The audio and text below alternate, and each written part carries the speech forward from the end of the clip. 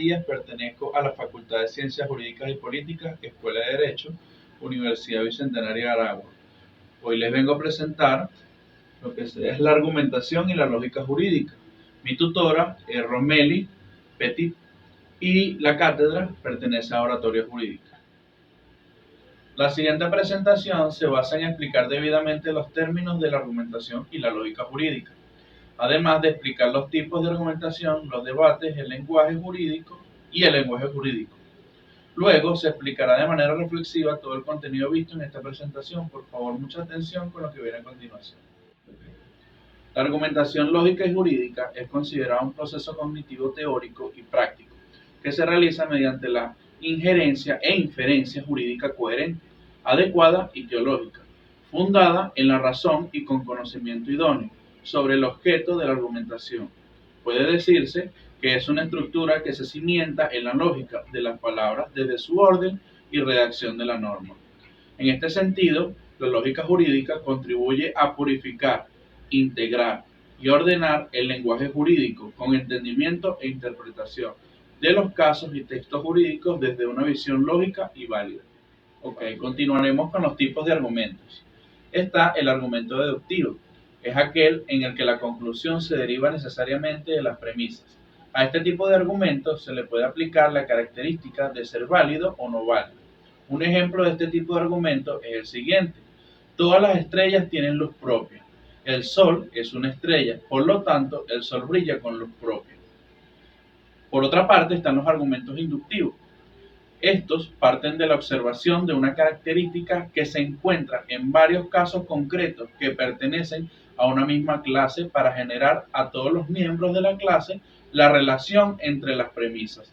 Y la conclusión es de una manera probable, por lo que estos argumentos no pueden ser evaluados como válidos o no, sino como aceptables o no.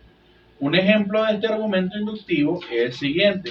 Cuando hablamos de que un jugador X de fútbol es carismático y otro jugador de fútbol es carismático y otro jugador X de fútbol es carismático, y por lo tanto quiero decir que todos los jugadores de fútbol son carismáticos. Y por último, tenemos el argumento analógico. Este tipo de argumento es uno de los más usados en nuestra vida diaria. Consiste en relacionar dos objetos o situaciones que son parte iguales y en parte diferentes.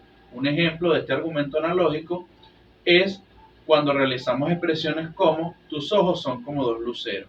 ¿Por qué? Por el parecido de uno con los otros. Luego proseguiremos a explicar el debate. El debate es una técnica de comunicación que consiste en la confrontación de ideas u opiniones diferentes sobre un tema determinado. El objetivo de un debate es plantear, exponer, conocer diferentes posturas y argumentaciones sobre un tema, con la finalidad de que pueda llegarse a una conclusión. En este sentido, los debates deben ser plurales. Esto quiere decir que es entre dos o más personas. Por último, tenemos el lenguaje jurídico. El lenguaje jurídico es el conjunto de términos y expresiones que denotan principios, preconceptos y reglas a que están sometidas las relaciones humanas en toda la sociedad civil. En efecto, los conceptos jurídicos difieren con frecuencia del concepto general o común. A estas palabras se les llama términos o vocablos y, referidas a sus respectivas disciplinas, forman la terminología o el vocabulario, en este caso jurídico.